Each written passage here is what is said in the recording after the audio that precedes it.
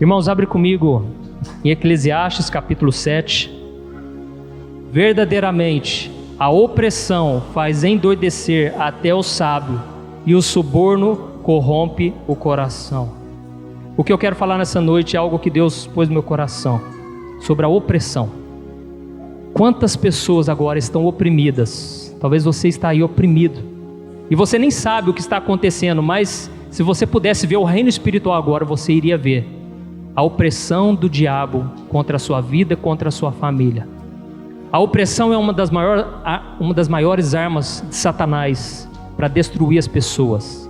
Ele coloca um peso, um fardo sobre os seus ombros, que com o passar do tempo, se você não tirar esses fardos da tua vida, se você não entregar nas mãos do Senhor, esses fardos vão te deixar louco. Talvez seja um casamento atribulado. Quantas pessoas vêm lutando com o seu casamento, passam anos após anos, e a cada dia, em vez de melhorar, vai só piorando a situação. Algo precisa ser feito para que essa opressão venha sair da tua vida. Talvez seja você começar a orar, você fazer a tua parte, em vez de ficar esperando o outro mudar. Sempre há uma saída para a pessoa que está opressa, principalmente para nós que conhecemos a Deus. Nunca desista disso, irmãos. Mas o propósito do diabo é justamente esse: fazer com que você desista e você se entregue. A opressão pode ser talvez um vício que você não consegue vencer, e você tem vergonha, e ninguém sabe disso, é só você e Deus. Mas aquilo ali te corrói por dentro, aquilo ali te tira a vontade de querer fazer as coisas. Ela faz você perder a vontade de viver. Quantos crentes, homens de Deus, mulheres de Deus, têm experiências com Deus, têm uma vivência com Deus, mas a opressão da carne, aquilo que é muito mais forte que você, é aquela circunstância que nunca muda, aquilo ali vai te deixando louco. Você muitas vezes começa a tomar remédio. Quantos cristãos não precisavam, mas agora tem que viver à base de remédio, viver à base de consultas, com psicólogo, psiquiatra. Não é errado isso, porque nós vivemos num mundo complicado, é difícil mesmo, e a nossa mente é tão atribulada. Hoje nós recebemos tanta informação, muito mais do que os nossos pais, nossos avós. Então é tanta informação na nossa mente, e já está comprovado que isso vai deixando a gente doido mesmo, se a gente não souber filtrar aquilo que entra na nossa mente. Tantas notícias ruins. Se tivesse apenas notícias boas na TV, mas não tem. Na internet, você só vê notícia ruim. Isso tudo vai deixando uma opressão na nossa vida, a gente não consegue se libertar disso. Então esse é o propósito do diabo, fazer com que a opressão seja tão forte que você simplesmente se entregue e pare de lutar, e pare de acreditar que você pode ser liberto disso. Mas graças a Deus, como eu disse, existe uma saída. Eu queria que você viesse comigo lá em Atos capítulo 10. Atos capítulo 10, o versículo 38. Eu gosto muito dessa passagem, porque ela me dá esperança. Atos 10, o versículo 38. Como Deus ungiu a Jesus de Nazaré com o Espírito Santo e com poder, o qual andou por toda parte, fazendo o bem e curando a todos os oprimidos do diabo, porque Deus era com ele. Glória a Deus. Então Jesus, ele veio para isso. Ele veio para libertar os oprimidos do diabo. As pessoas que estavam escravizadas por alguma opressão que seja, Jesus veio para libertá-las, e ele fez isso. Ele curou todos os oprimidos do diabo, porque Deus era com ele. E Deus também, ele quer te usar para curar, para libertar as pessoas, porque o mesmo Espírito Santo, a Bíblia diz, o mesmo Espírito Santo que estava em Jesus, exatamente o mesmo, ele está dentro de nós. Amém? Para isso nós precisamos primeiro sermos libertos. Você não pode libertar alguém se você está preso. Você precisa, em primeiro lugar, ser liberto. Deus precisa te libertar completamente. E eu tenho certeza que se você buscar o Senhor com persistência, ele vai te libertar. Mas tem que ter persistência, porque o diabo, ele não vai soltar, ele não vai te deixar tão fácil assim. Nós vemos na representação ali de Moisés com Faraó, Faraó representando o diabo e Moisés, o libertador, representando como se fosse um Cristo. Mas Faraó não deixou, ele não queria que o povo de Israel fosse liberto daquela opressão, daquela escravidão. E já se passaram 400 anos. E mesmo no final ali de tudo, né, aquele povo decidiu seguir Moisés. E até Faraó concordou. Mas de última hora, mesmo assim, ele tentou de novo. E é assim que acontece, quanto mais a gente vai se distanciando do inimigo, aí que ele vem com todas as forças para você voltar atrás na sua decisão. Mas a promessa é que Deus, Ele te dá o livramento total. É para sempre, você nunca mais vai se lembrar. Porque foi o que Moisés falou: olha, veja o grande livramento que Deus dará a vocês. Vocês nunca mais vão passar por isso, porque a libertação vai ser completa. Amém? Então você precisa crer nisso. Vai ser algo completo. Não quer dizer que você não vai ter lutas na tua vida mais, mas você vai estar liberto. Porque uma coisa é você pecar, todos nós pecamos. Uma coisa é você cair em tentação em algum momento, todos nós caímos em tentação. Mas uma coisa é você ser escravo do pecado. Então, a Bíblia diz em Gálatas 5, versículo 1, que se Cristo nos libertou, agora nós somos livres de verdade e não devemos voltar mais a um jugo de escravidão. Então não aceite mais isso, irmão. Você pode cair, você pode errar e vai acontecer, né? Não adianta a gente debater isso.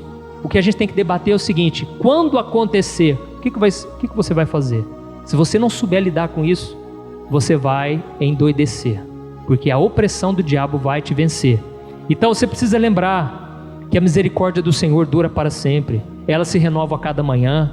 Sabe, em vez de você começar a ficar reclamando para Deus os seus problemas, comece a falar as promessas. Você quer ser liberto?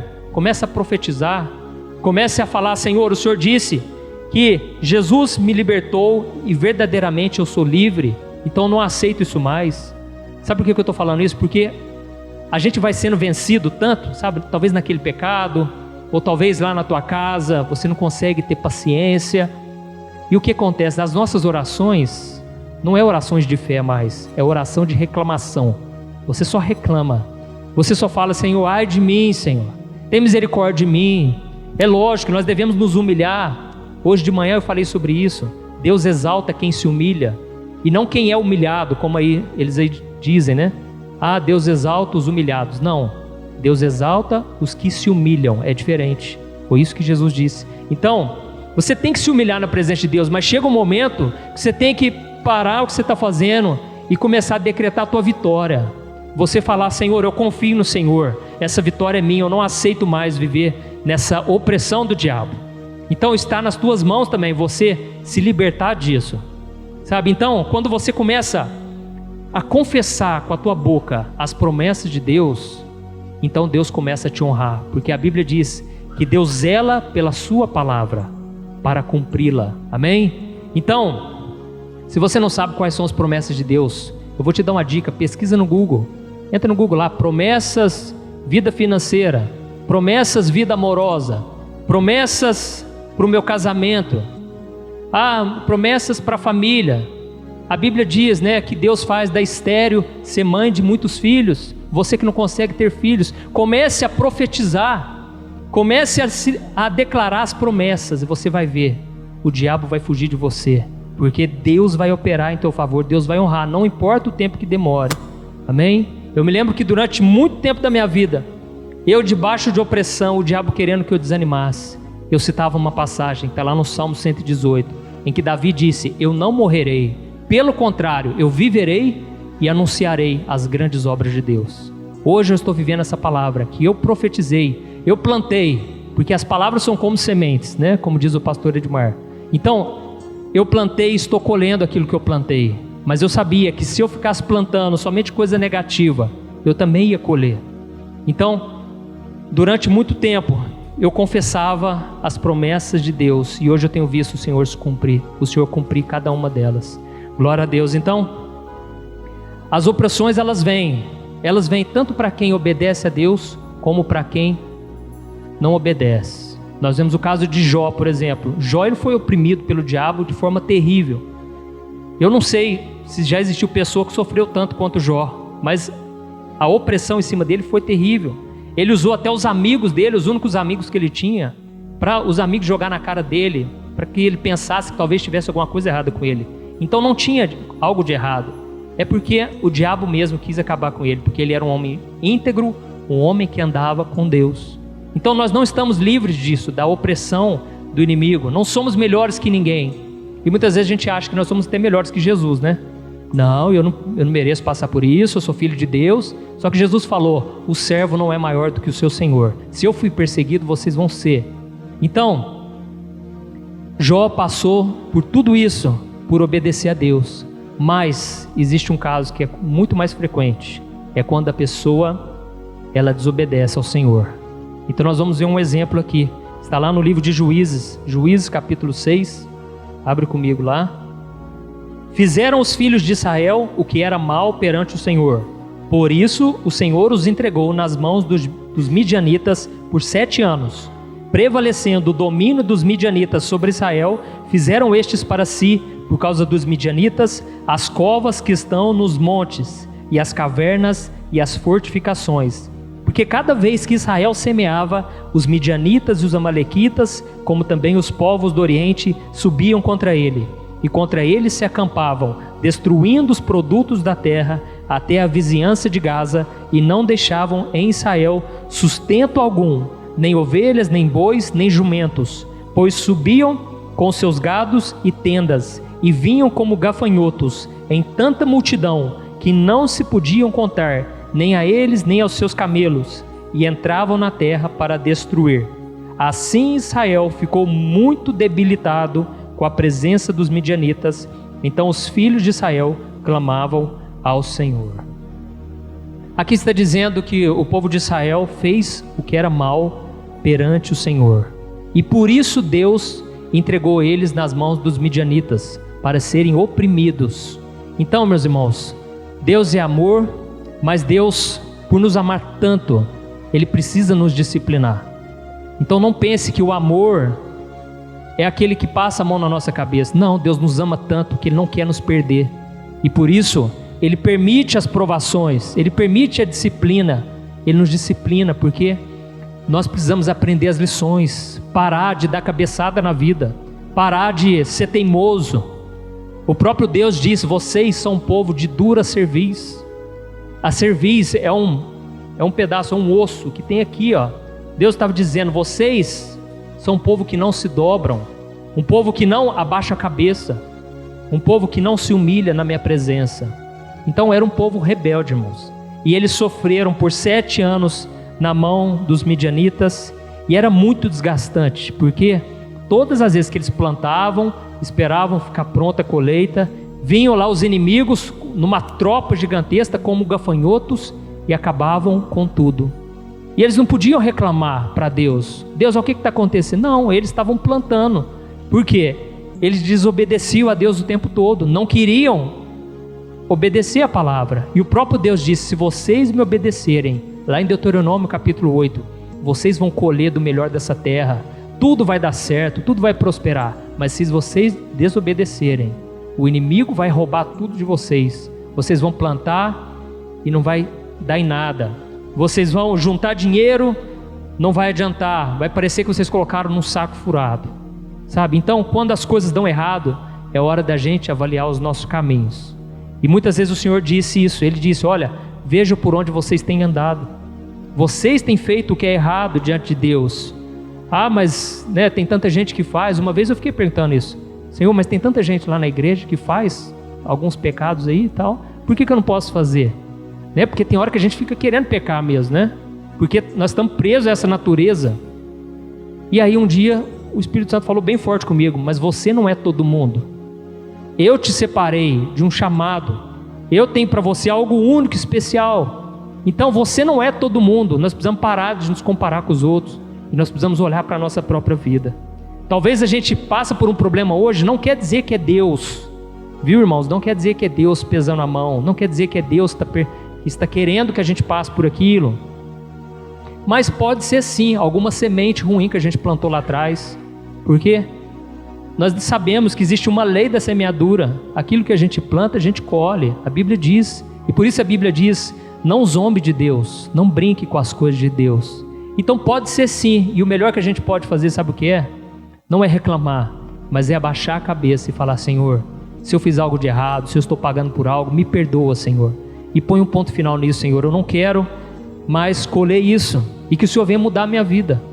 Então, existe sim, né, aquilo que a gente colhe, e nós devemos vigiar muito. E esse povo então ficou muito debilitado, ao ponto deles ficarem muito desgastados. Mas vamos ver o versículo 7, o que Deus vai responder a eles. Versículo 7: Tendo os filhos de Israel clamado ao Senhor por causa dos midianitas, o Senhor lhes enviou um profeta, que lhes diz: Assim diz o Senhor, Deus de Israel: Eu é que vos fiz subir do Egito, e vos tirei da casa da servidão, e vos livrei das mãos dos egípcios, e da mão de todos quantos vos oprimiam, e os expulsei de diante de vós, e vos dei a sua terra, e disse: Eu sou o Senhor vosso Deus, não temais os deuses dos amorreus, em cuja terra habitais, contudo não destes ouvidos à minha voz. Aqui o Senhor explicou a razão, porque eles estavam sofrendo. Teve momentos que eu já passei de sofrimento que eu me questionei, e teve um silêncio de Deus, mas quando eu menos imaginei, veio uma luz, e eu entendi. Nossa, foi isso aqui, ó. Eu passei por um momento. Eu me lembro que eu namorei uma moça uma vez. Eu estava cansado de esperar em Deus, né? Chega esse momento do solteiro. Quem está solteiro aqui, gente? Então vocês sabem o que eu estou falando, né? Chega um momento que você não aguenta mais. Eu achei que eu já estava subindo as paredes já. Eu não estava aguentando, a minha carne estava gritando. E eu pensava: eu não posso fazer besteira. Eu não posso dar certo com a pessoa errada. Porque se eu der certo com a pessoa errada, pode ser que eu não volto mais para a presença de Deus. Sabe quando você vai vendo um monte de gente, né? Um caindo de cá, outro pecando ali. E eu via o caminho que eles tomavam. Muitos nem voltavam mais para a igreja. E eu pensava: eu não posso. E já fazia 3 anos, eu estava lá em Belo Horizonte fazendo seminário. E eu via os meus amigos todos namorando, né? Alguns fazendo algo mais. E eu via tudo aquilo e eu pensava: eu não vou perder o meu foco. Eu vim aqui para estudar, eu vim aqui para aprender de Deus. E se Deus permitir, amém. Mas se não for para ter ninguém, amém também. Mas chegou um momento que eu não estava aguentando mais. Eu falei: Deus, eu preciso colocar um namorado no meu caminho. E aí eu ficava o dia inteirinho pesquisando, né, no Orkut. Era o Orkut na época, né? O sofrimento, nossa. E você ficava pedindo, eu ficava pedindo: oh Deus, ilumina aqui alguém, sabe? Mas eu estava querendo fazer do meu jeito. E foi então que, de repente, eu vi uma moça. E eu pensei: vai ser essa aqui. Fui lá, puxei assunto, né? E namoramos lá. E estava dando tudo certo, mas com a pessoa errada. Porque era uma pessoa que não queria buscar Deus, não queria compromisso com Deus. E durante todo o tempo foi muito desgastante, o tempo que eu namorei com ela, porque eu queria que ela fosse do meu jeito. E eu não consegui mudar ela. E o problema nosso é esse: a gente quer mudar a pessoa. E eu queria o tempo todo que ela fosse firme com Deus. Eu queria, sabe, converter ela à força. E ela já era crente, era da igreja, mas, sabe, crente frio. E depois de muito sofrimento, de muito desgaste, eu fiz aquela oração que Jesus fez lá no Getsemane. Sabe aquela oração que ele fala assim: Pai, seja feita somente a tua vontade. Não vou fazer a minha, mas faça a tua. Porque dentro de mim, eu não tinha nem coragem de orar pedindo para Deus fazer a vontade dele, porque eu pensava: ixi, Deus vai fazer com que eu termine esse namoro. E eu não quero ficar solteiro de novo. E o medo muitas vezes nos faz não orar dessa forma. Mas é a oração que Deus responde mais rápido, pode ter certeza. Essa oração, ela vai no céu rapidinho. E Deus naquela noite, Ele tocou no meu coração: deixa tudo que você está fazendo aí. E eu já tinha formado um seminário. E Ele falou: deixa tudo e vai para a casa dos seus pais. Volta para a terra lá dos seus pais. Meus pais estavam morando em Franca. Só sei que eu falei para essa pessoa, eu falei: ó, Deus falou para eu voltar, mas é para que dê certo mesmo, para a gente casar mais, né, logo, porque eu preciso de dinheiro, aqui eu não estou ganhando dinheiro, como é que nós vamos casar? Só sei que eu vim muito triste de Belo Horizonte, porque eu pensei: e como é que vai ser agora o meu futuro, né? E como é muito longe aqui de Paraíso até Belo Horizonte, eu pensei: não vai dar para mim ir muito lá. Mas Deus foi rápido. No dia seguinte, essa pessoa me ligou e falou: não vai dar certo, não quero mais. Me tratou com frieza, por telefone mesmo nós terminamos. Só sei que eu fiquei muito abalado porque mais uma vez tinha dado errado. E nós precisamos entender uma coisa: se Deus está fechando as portas e fechando, pode ser livramento. Porque hoje eu louvo a Deus, porque eu fiquei muito tempo ali sofrendo, né, por amor. E muita gente sabe o que é isso. Eu fiquei praticamente quase em depressão, não queria sair de casa direito. Até que um dia uns irmãos aqui da igreja me chamaram para ir orar lá no Manaim, porque ia ter um acampamento de carnaval. E eu, assim, sem vontade de orar, sem vontade de buscar a Deus, eu aceitei. Quando nós fomos orar lá no Manaim, foi quando teve o acampamento Mais de Ti, Menos de Mim. Foi tremendo aquele acampamento, mas uma semana antes nós fomos lá orar. E ali Deus me renovou, e renovou a esperança dentro de mim. E eu pensei: não tem nada errado, Deus fez a vontade dele. Eu pedi para Deus fazer a vontade dele. Se deu errado é porque não era de Deus. E foi no acampamento que eu conheci minha esposa Thaís. Amém? Então, olha que bênção. Eu pensava: Deus vai demorar, pode ser que vai demorar anos, mas eu me fortaleci tanto em Deus que eu pensei: se demorar não estou nem aí, porque agora eu estou completo. E talvez Deus está esperando você ser completo para você encontrar outra pessoa, porque você não vai encontrar a cara metade, não existe isso. Mas você também não vai encontrar uma pessoa que vai completar você, senão não vai dar certo. Se você estiver procurando alguém para completar você, vai dar problema, porque você vai colocar um fardo sobre essa pessoa que ela não vai suportar, porque ninguém consegue suprir uma pessoa totalmente, é só Deus que pode fazer isso. E quando eu estava completo naquele acampamento, eu estava com meu coração voltado para fazer a vontade de Deus, custe o que custar. Ali a Thaís já estava lá e eu nem sabia que ia ser a minha esposa. Então, meu irmão, confie no Senhor, porque Deus é fiel. Glória a Deus. Então, Deus revelou através do profeta a razão pelo qual eles estavam sofrendo opressão. Ele disse: olha, eu vos fiz subir do Egito, tirei vocês lá da escravidão, tirei vocês da casa de servidão, livrei vocês das mãos dos egípcios, das mãos de todos que vos oprimiam, e os expulsei diante de vós, e vos dei a sua terra, e disse: eu sou o Senhor vosso Deus, não temais os deuses dos amorreus, em cuja terra habitais, contudo não destes ouvidos à minha voz. E aqui o grande perigo: quando Deus nos abençoa, se você entregou sua vida para Jesus, eu tenho certeza, você já foi liberto da opressão. Mas quando nós paramos de buscar a Deus, nós paramos de agradecer, de louvar e reconhecer a mão do Senhor, o diabo vai encontrando pequenas brechas e ele entra por elas. E quando vê, você já está voltando a um jugo de escravidão, você já não tem mais força para vencer o pecado, parece que é mais fácil, né, pedir o divórcio, parece que é mais fácil sair daquela empresa, porque você já não tem mais a força que você tinha antes. Porque antes você estava com Deus, mas agora, por algum motivo, a presença de Deus já não é mais forte, porque a Bíblia diz que Deus nos deu um espírito de ousadia. Ele não vai nos dar, Ele já deu o espírito de ousadia, não o espírito de covardia, o espírito de medo, não. Deus já nos ungiu com esse espírito, que é o mesmo que estava em Jesus. E esse espírito, ele é que nos dá a força para vencer a opressão do diabo. Mas nós precisamos ouvir a voz do Espírito Santo. E aqui o Senhor disse: vocês não ouviram. Quando eu chamei vocês: olha, não vão por esse caminho, vocês não me ouviram. Quando eu falei: não toquem coisas imundas, vocês não me ouviram. Sabe, então o povo de Israel foi errando bastante, até que chegou um momento que ficaram sem saída, eles já não tinham força para sair, e Deus precisou intervir, porque Deus é misericordioso, Deus é amoroso.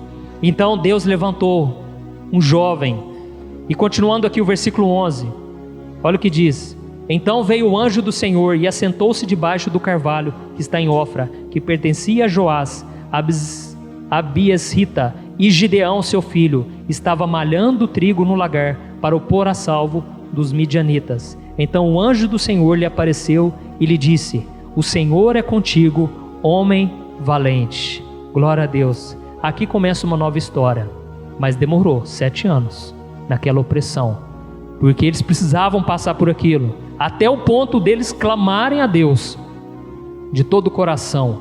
Porque Deus sabe, às vezes a gente clama, né? Mas não é aquela oração ainda. Você não está disposto ainda a abrir mão do que tiver que abrir mão. Você não está disposto à mudança, e Deus sabe disso. Você pode orar quantas horas for preciso, mas Deus sabe o momento certo que o seu coração está quebrantado e que você realmente entrega os seus pontos. Não, vou entregar nas mãos de Deus.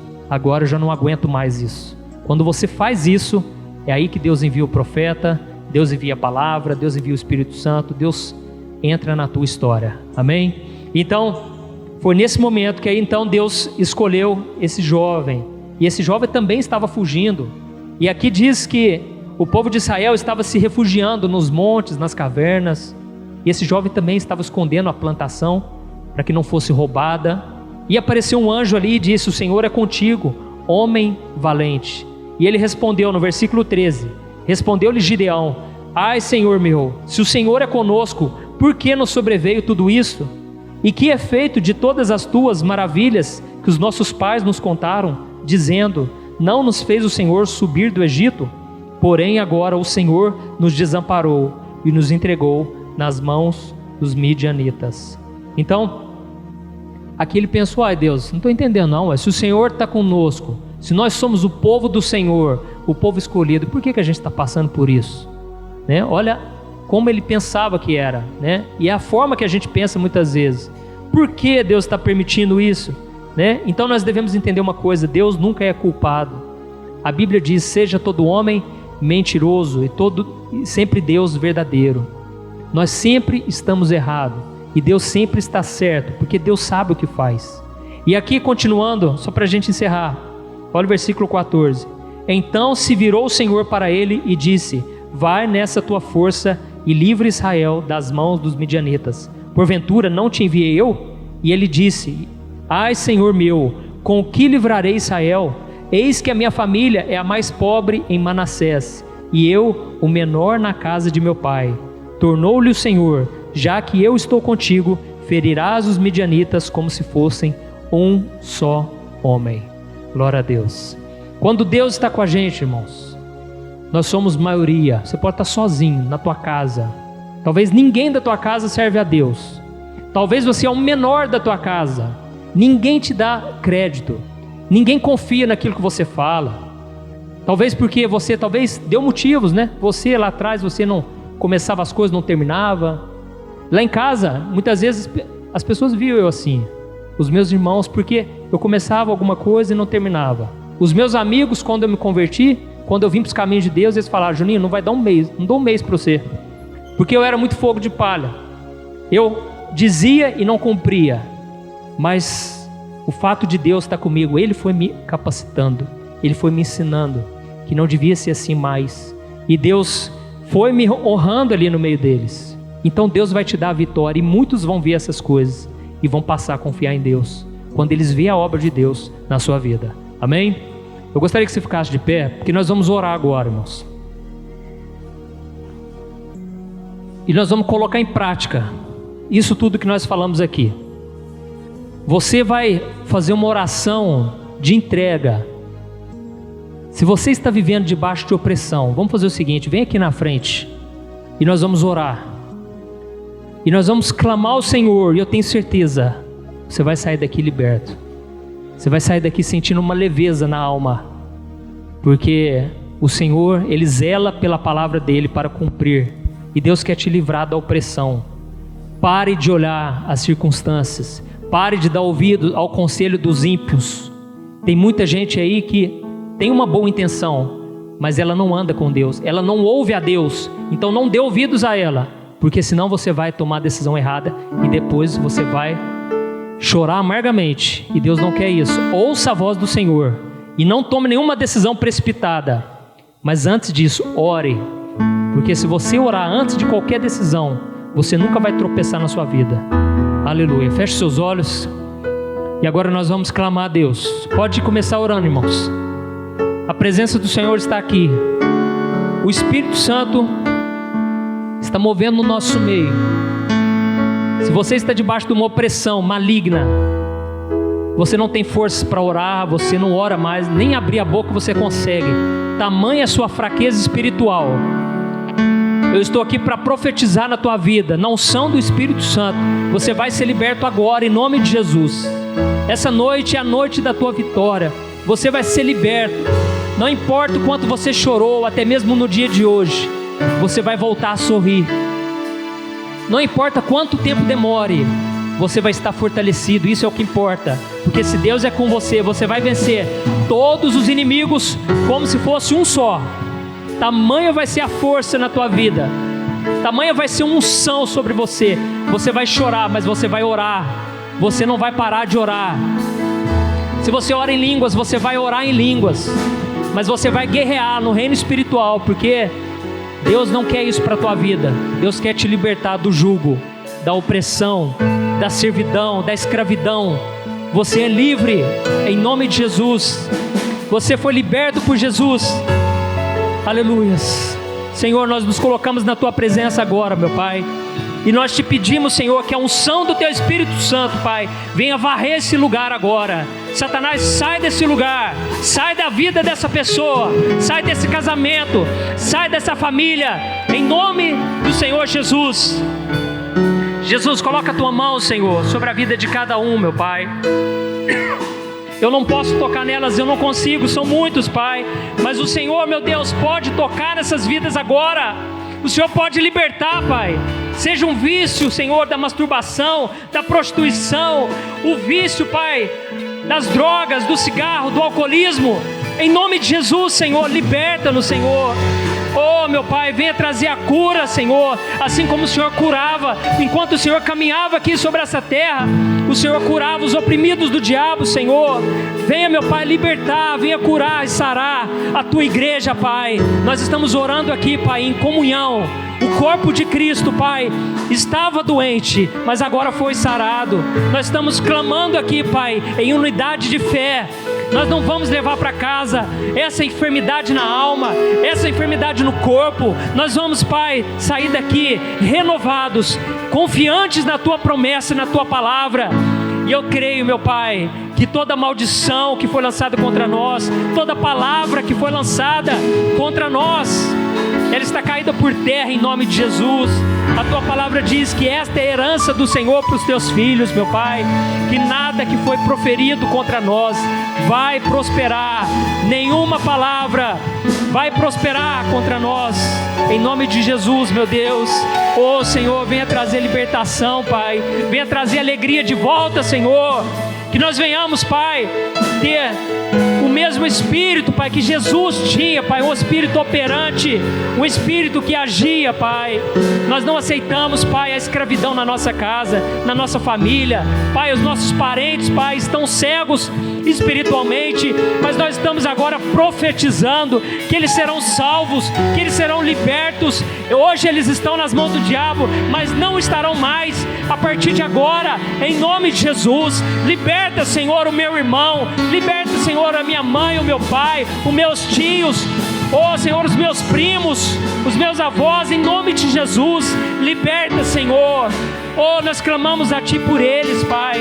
Oh, Senhor, venha trazer o renovo, Senhor, sobre o nosso lar, sobre a nossa casa. Senhor, nós queremos voltar a andar de cabeça erguida, vitoriosos, Pai, na nossa casa, no nosso emprego, na escola, em nome de Jesus, Senhor. Nós tomamos posse das Tuas promessas, Senhor, e eu venho te pedir, Pai, traga a nossa memória aquilo que dá esperança, Senhor. Oh, Senhor, a Tua palavra diz para nós colocarmos nas portas, em todos os lugares, as promessas do Senhor, Pai, para a gente não se esquecer de que o Senhor é bom, de que o Senhor é fiel. Em nome de Jesus, Pai, traga a nossa memória no dia de amanhã, a partir de amanhã, tudo aquilo que o Senhor já fez na nossa vida, Senhor. Se o Senhor já operou no passado, o Senhor é o mesmo ontem, hoje e eternamente. Opera em nossas vidas, Pai. É no nome de Jesus que nós oramos e te agradecemos. Amém. Glória a Deus. Aleluia.